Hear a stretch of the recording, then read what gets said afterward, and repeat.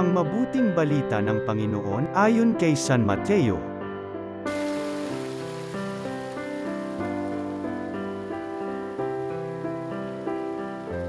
Noong panahong iyon, nagbalik si Jesus sa tabi ng lawa ng Galilea.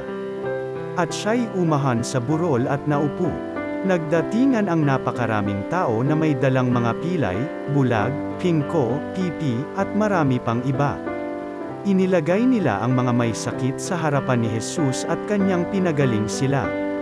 Namangha ang mga tao nang makita nilang nagsasalita na ang mga pipi, gumaling na ang mga pingko, nakalalakad na ang mga pilay, at nakakikita na ang mga bulag.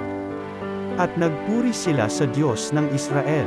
Tinawag ni Jesus ang kanyang mga alagad at sinabi, "Nahahabag ako sa mga taong ito, sapagkat 3 araw na ngayong kasama ko sila at wala na silang makain.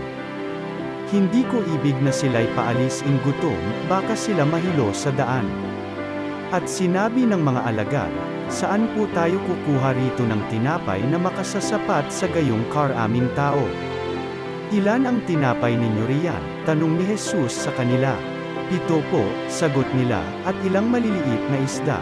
Ang mga tao'y pinaupo ni Jesus sa lupa. Kinuha niya ang 7 tinapay at ang mga isda at nagpapasalamat sa Diyos.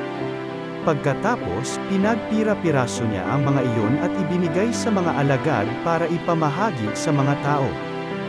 Kumain ang lahat at nabusog, at nang tipunin nila ang mga tinapay na lamabis, nakapuno sila ng 7 bakol na malalaki. Ang mabuting balita ng Panginoon.